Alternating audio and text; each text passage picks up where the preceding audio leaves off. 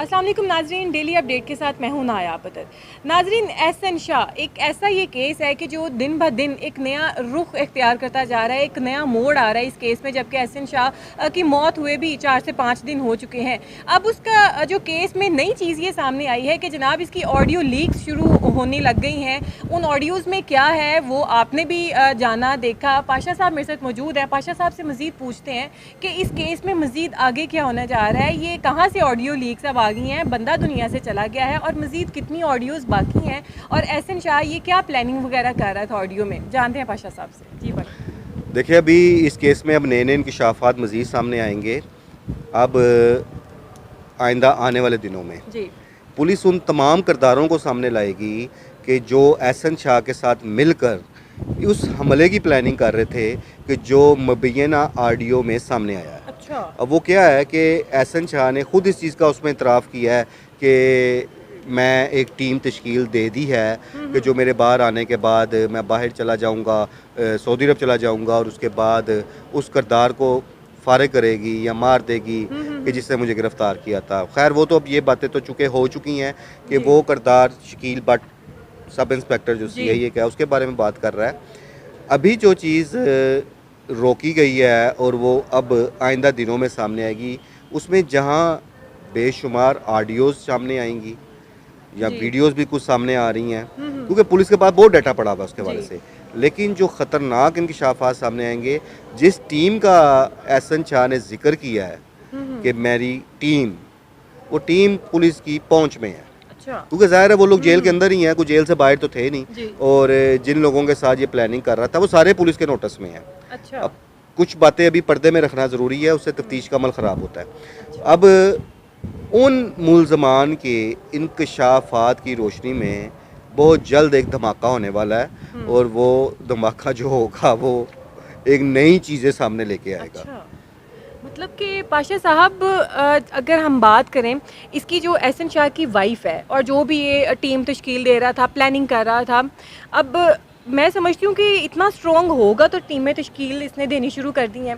और दूसरी बात इसकी वाइफ के बारे में ज़रूर कहूँगी कि उसकी बीवी कोई आम सादा सी बीवी नहीं थी जिसको कुछ पता ना हो। उसकी बीवी, आपको पता है कि उसका बैकग्राउंड क्या था। तो आप क्या समझते हैं, उसकी बीवी भी इस मर्डर में शामिल थी, उसको कुछ पता था, या बिल्कुल अनजान थी वो? एहसन शाह की बीवी को जब एहसन शाह को गिरफ़्तार किया गया था तब भी तफ्तीश के लिए पुलिस लेके गई थी, जब रकम की बरामदगी का मामला था। अब जब उसकी बीवी को पहले भी जैसे मैं बता रहा था कि शामिल तफ्तीश किया गया था, लेकिन इन रिकॉर्डिंग्स की रोशनी में इस चीज़ का भी इम्कान है कि उसकी बीवी को दोबारा शामिल तफ्तीश पुलिस कर सकती है। अच्छा। क्योंकि ये बड़ा ख़तरनाक काम था कि जिसका इंकशाफ हुआ है, और ये चीज़ नई नहीं है। नई इसलिए नहीं है कि ये काफ़ी अरसे से पुलिस के पास सारी रिकॉर्डिंग्स मौजूद हैं और इन सारी चीज़ों को मद्देनज़र रखा हुआ था उन्होंने, और ये एक ऐसे टाइम पर लीक की गई है क्योंकि पुलिस के किरदार पर जो सवाल उठना शुरू हो गए थे, और कि आखिर क्यों मार दिया पुलिस ने अचानक ना उसको। तो वो पुलिस अपनी, ये काउंटर अटैक है, इसमें पुलिस का अब आप ये कह सकते हैं कि मौक़िफ़ सामने आ गया है कि वो किस प्लानिंग्स में था, किस लेवल पे जाके क्या सोच रहा था और क्या करने जा रहा था। तो उसका जो फिर अंजाम था वो यही बनता था जो उसके साथ हुआ है। बिल्कुल। अच्छा पाशा साहब, अगर बदमाशी की बात की जाए तो तीफ़ी बट जो है अपने आप अंडरवर्ल्ड डाउन है।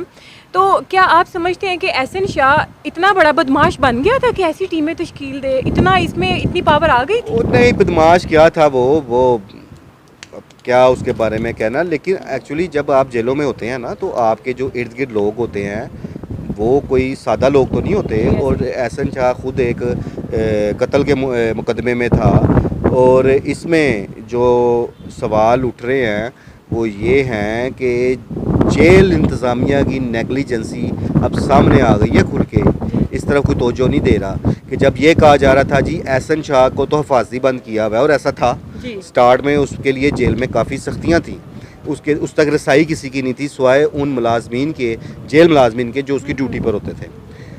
अब एहसन शाह की ही इस ऑडियो के बाद ये जज करना कोई मुश्किल नहीं है कि अगर टीम तैयार की है तो इसका मतलब है कि उसका उन टीमों के साथ मिलना गिलना रहना उठना बैठना था। बिल्कुल ऐसा ही है। एहसन शाह को फैसिलिटेट किया हुआ था जेल हकाम ने, और इसमें जेल हकाम का वो चेहरा भी सामने आ गया जो कहा जाता है कि पैसे दे के आप जेल के अंदर जो मर्जी सहूलत हासिल कर लें। तो इसका मतलब है कि जो इब्तदाई दिन की सख्तियाँ थीं वो तो थीं, बाद में जेल हकाम मैनेज हो गए हुए थे एहसन शाह के साथ। ओके, तो आप क्या समझते हैं पाशा साहब, जिस तरह ये एहसन शाह की अब ऑडियो लीक्स हो रही हैं, तो जो लोग जेल में उसके साथ मिले हुए थे, जाहिर बात है कि वो कहते हैं ना बगल में ही नकब लगा लेना, वो हिसाब इसके साथ किया इसने किया है। तो क्या समझते हैं कि उन लोगों को भी सामने लाया जाएगा, वो लोग अंजाम तक मैंने पहुँचेंगे? आगाज़ में ये बात कर दी है कि वो जल्द सामने आने वाले हैं और पुलिस की पहुंच में है। बशारा काफ़ी है, वो आहिस्ता आहिस्ता सारे सामने किरदार आएंगे और नई कहानियाँ भी सामने आएंगी जिनमें वो लोग इंकशाफ करेंगे कि एहसन शाह उनके साथ साथ क्या क्या प्लानिंग्स करता रहा। प्लानिंग्स कर रहा था और किस तरीके से वो बाहर सोच रहा था मैं बाहर चला जाऊंगा और पाकिस्तान में इस तरीके से उन लोगों को जो अब नहीं छोड़ूंगा। तो पाशा साहब, आप क्या समझते हैं कि अब daily by daily audio leaks आएंगी, कोई एक नया जो है मामला खड़ा होगा, तो ये ऊँट किस करवट बैठेगा जाके?